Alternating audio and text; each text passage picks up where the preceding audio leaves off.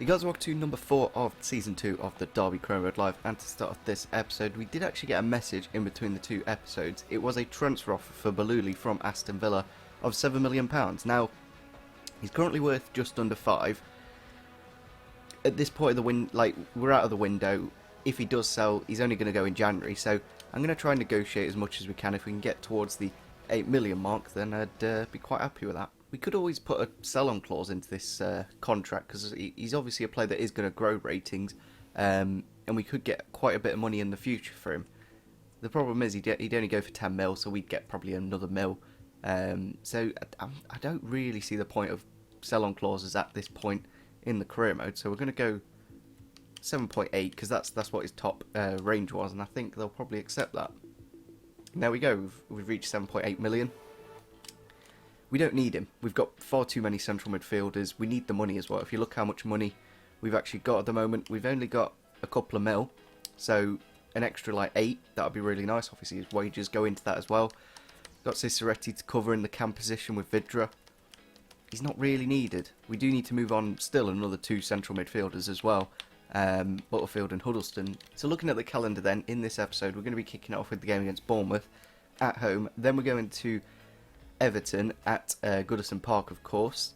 It's going to be a really tough game. Obviously, we drew Manchester United in the last episode. It was a 0-0 draw, pretty tight game. It wasn't the most thrilling of episodes. Like, we got a couple of 0-0 draws and loss in the Carabao Cup. So, not the most eventful thing in the world. Maybe we'll do a bit better against Bournemouth.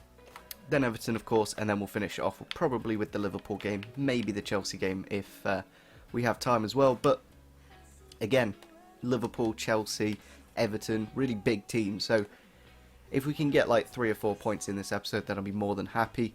So going into the game, it is at Pride Park, a good way to kick it off, a home game of course. Should have a fully fit team as well. We'll give them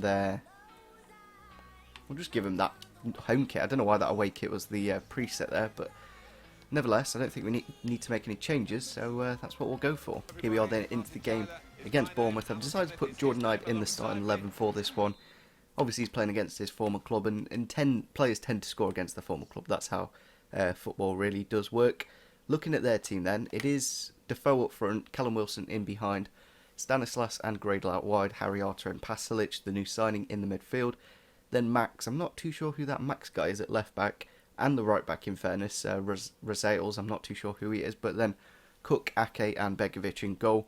It seems like they have got a few Chelsea players in there, obviously Pasalic, Ake and Begovic all coming from Chelsea. Chance here for Bournemouth. Gradle in the box. I don't want to foul him. It's gone into the near post, and Carson's made an absolutely fantastic save. I'm kind of glad that we did get rid of Guidi, because I think Carson definitely does deserve the chance to play in the Premier League. And again, another great save from him there. Thorne dealing with it though.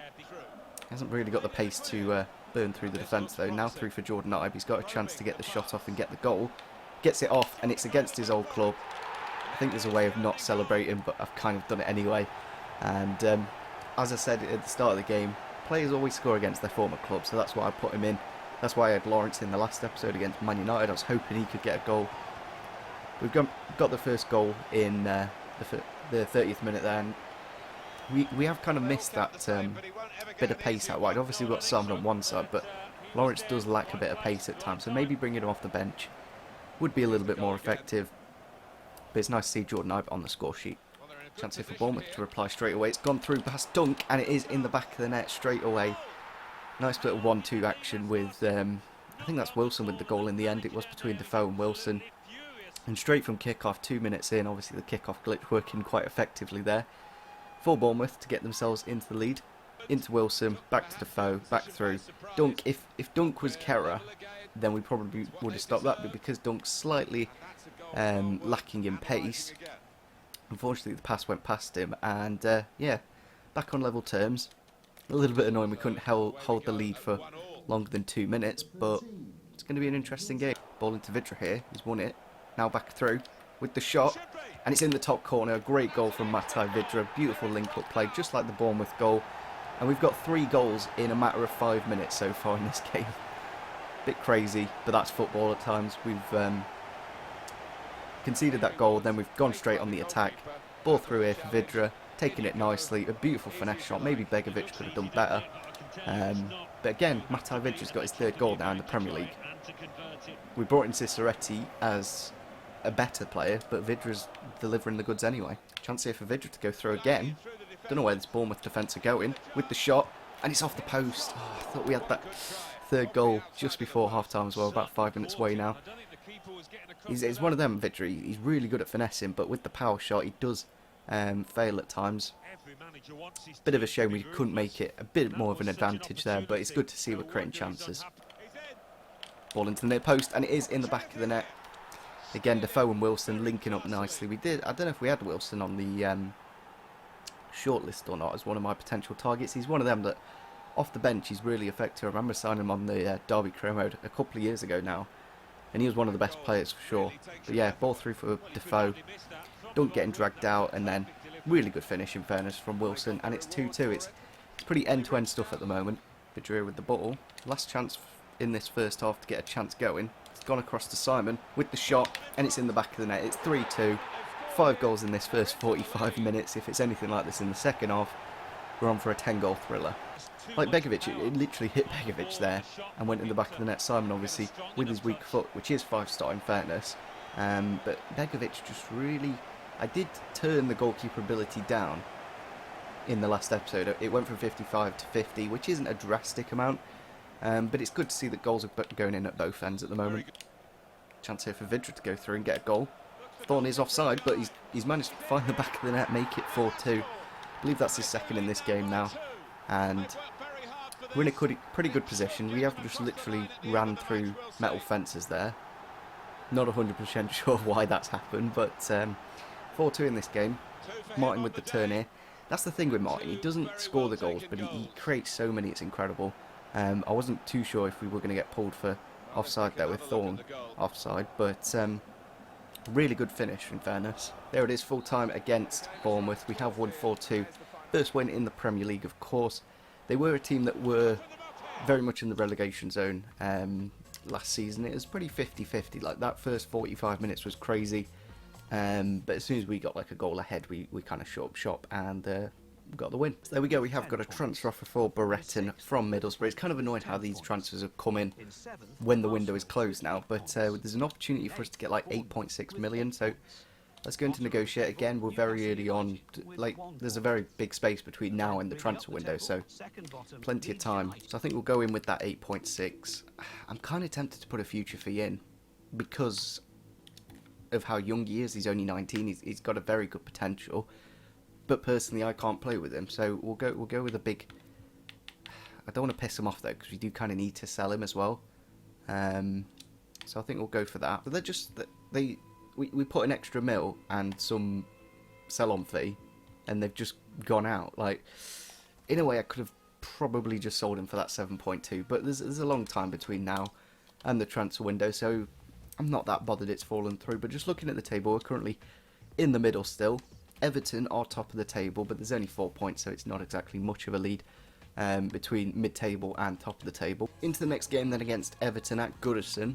They are currently top of the table, so it's going to be a very tough game. As you can see, Matai Vidra is the second highest goal scorer in the Premier League, but also Leon Britton's in there, which like, he must be about 35, 36 now. So I'm not too sure why a Swansea central midfielder. Maybe he takes penalties or something, but I think we'll go for this fluorescent kit, because I do quite well with it. And again, I think I'm going to put Jordan Ibin. He made a big difference out wide. We didn't actually need to bring on Tom Lawrence in the last game, so I think we'll go with this lineup again. And if we can get the same result like we did against Bournemouth, then absolutely fantastic. Chance here for Simon to run at the defence. Because he's so fast, his stamina does go down quite quickly, but he has got the shot off, and Pickford's not kept it out, and it's gone into the back of the net. Moses Simon there in the 52nd minute, something like that. Blistering pace, of course. Against the 5 at the back, the fullbacks push up quite a bit, so on the counter we're finding a bit of space, of course. And the keeper should have done a lot better. I'm not too sure what Pickford was doing there. But it's 1-0. More than happy with that. You can't complain. Against top of the league, of course. Chance here for Cesar Cambo to overlap and get a ball into the box. It's done well. It's gone into Martin with the volley. Now we need to take him back on because we have just subbed him off for Solanke. That's what I tend to do. If a striker hasn't scored, I'll put on a different one. I'm not 100% sure what to do now. We're 2-0 up against Everton. May as well give Ciceretti a go. I do like this new celebration where you can actually, like, the fans get involved a bit more, and it seems quite realistic. But one thing I would kind of like is you get yellow cards for doing that, because in real life that's what would happen. It's a really nice volley, in fairness, from Chris Martin. It is his first Premier League goal of the season, so that's really good to see he's got on the score sheet. We have just brought on Ciceretti, Lawrence and Bryson in the midfield. And there it is, full time against Everton. We've won 2-0 at Goodison, team who are top of the table. We did find it a little bit tougher in the second half, but I feel we do need to probably change the sliders again, make it even harder, because at the moment, realistically, we should probably concede at least 1 or 2 goals against a team like Everton, who've got amazing strikers in Rashford and Mandzukic up front. Players leaving on international duty then. Hopefully there's no fixture during this, but we have got quite a few players actually. Before, I think it was only Martin, Lawrence and Ledley, and maybe Keogh was going every now and then, but Mataj Vydra's been called up to the Czech Republic team, so that's good to see that it does change depending on how the players do perform. So that's obviously this week and a bit off here that we do have, and then we've got the Chelsea game coming back, so hopefully nobody gets injured on international duty. But into the last game then of the episode against Liverpool, we have of course changed the sliders. Those kits do look really nice. There's not a massive, like, if you got a team in red, would you realistically wear that? Probably not. But they are quite nice kits from Liverpool, but we'll give them their red kit of course. And I think I will put Jordan Ibe in. The one thing I'm going to do, because he's on loan from Liverpool, in real life this just wouldn't happen. You wouldn't be able to play again. You wouldn't be able to put Solanke in, but for some reason, I don't know if it's a glitch, but you can play players that are on loan from their parent club, like Butterfield was last season, scored against us when he was on loan at Sheffield Wednesday. Max Lowe going to a 74 though, so that's good to see. But again, Sessegnon Cambo's been quite good with his pace. It just helps us out a lot defensively. But yeah, I'll put Jordan Ibe in definitely, obviously against his former club. He's been performing quite well, Jordan Ibe, recently as well. Thorne here with the run into Martin. A lot of space for him to get a shot off. With the shot, and it's in the back of the net. We've counter-attacked quite well there. Liverpool just had a free kick. Done a nice bit of run with George Thorne and Chris Martin. 2 goals in 2 games now. Do we even need to buy any players? Like, we seem to be doing absolutely fantastically in the Premier League. Even with these new sliders, like, we've got the CPU on 10, pass error, the shots things on 25. I remember doing this in the Championship, this level of toughness on the sliders, and it was a lot harder. I don't know why it is, but we're finding it very easy in the Premier League. I may even make the sliders literally so it's impossible. On to Firmino here, but it's very isolated from Liverpool. Like, I don't know if it's the formation they're playing, but Firmino is literally on his own, and it's very easy to pick the ball off him and get the attack going. But chance here for Vydra to make it 2 with the shot. I don't know if I've changed the slide. I don't know if my sliders are ridiculous or something, but I literally haven't touched them. They're still at 50-50. Maybe I need to make my sliders weaker from 50. Maybe put them down to, like, I don't know. Well, with like things like shot area, you'd have to put it up to like 70. But it seems like everything is going in at the moment. Really good pass from Jordan Ibe, and then Vydra with the space, and it's in the top right hand corner. Into Jordan Ibe, now into Chris Martin, and it's 3-0 against Liverpool, and we've made the sliders ridiculously tough. I've just dabbed with Chris Martin. I don't know why it's so easy. I don't know why. I was expecting the Premier League to be a lot tougher. I know a lot of other people have had this problem as well, where the CPU just aren't good enough on career mode, but on Ultimate Team, playing squad battles, Legendary is actually quite difficult, but I'm using like 75-ish rate of players. Like, I know there's an average, but we're beating Liverpool 3-0. That just shouldn't be happening. Chance here for Liverpool to do something in this game for once, but they're just messing about with it really. It's gone into the far post, and it is in the back of the net. They were just, I don't know, they were dicking about a bit out wide on the left there, but he managed to get themselves a goal. Mo Salah coming off the bench, and he's scored within 2 minutes. They've also got Coutinho on now. But again, like Firmino, he constantly went out wide, and then there'd be nobody in the box. So throughout the last 75 minutes of this game, it's been very easy. As soon as they may have changed formation, and that's probably why they have got that goal. There it is, full time against Liverpool, 3-1 victory in the end. Just like the Everton game, a two-goal lead making the difference. A couple of goals from Chris Martin and a goal from Vidra. I don't know why I took Martin off, to be honest, because I could have potentially got him a hat-trick, but we just shouldn't be dominating a team like Liverpool. I don't know if... I'm going to have a look at my sliders. I may even need to meet a middle ground. I may need to make my sliders worse to make it harder. After 7 games, we're 1 point off the top of the table. Realistically, that just shouldn't be happening. So I'm probably going to, in between the 2 episodes, try and just find some really, really tough sliders that are literally like ultimate difficulty. The problem is if we make it that tough, it's almost unrealistic in that way, because like we'll just get smashed every game by like 1 or 2 attacks, whereas the problem is the computer doesn't have the ability to keep the ball, if that makes any sense. They don't play possession football. Make the goalkeeper ability 55 again. We may as well make these 60, because it's literally, it's far too easy at the moment. I don't know, I might just make that 5 and make that 20, because it's, I don't know what to do. Just looking at mine, they're all 50. I've made injury frequency, I'm going to put that up to 60, because we've had about, throughout the last, 30 episodes of this series, we've had 1 or 2 injuries, and we should be getting way more, so I'm going to put that up, because it's not realistic. We've got a big squad as well, so in a way I do want to get injuries to be able to use other players, because at the moment we're just having to use the same players over and over. So I'll go with these sliders in the next episode. Hopefully that's enough. I'm not 100% sure what else. Maybe we'll just make marking a bit better. I don't want to mess with some of these line height stuff, because that I'm not 100% sure what they do. Control error will... Yeah, so if I put that down to like 40, in theory, the computer should control the ball less, more effectively. They should control it better. So I'll put that to 60 as well. And I want us to get smashed. I don't want us to be top of the table, because it's really boring when I don't need to improve the team. We're unbeaten in 7 games so far. That just shouldn't be happening. We should be in a situation like Leeds with 1 point after 7 games, or Reading, who have got 4 points after 7 games. Instead, we've got 13, and we've beaten teams like Liverpool and Everton. So hopefully in the next episode it's a little bit more tough, because I don't want this easy ride. I want a really tough career mode. And at the moment, I'm finding it very, like in the Championship, I was finding it tougher.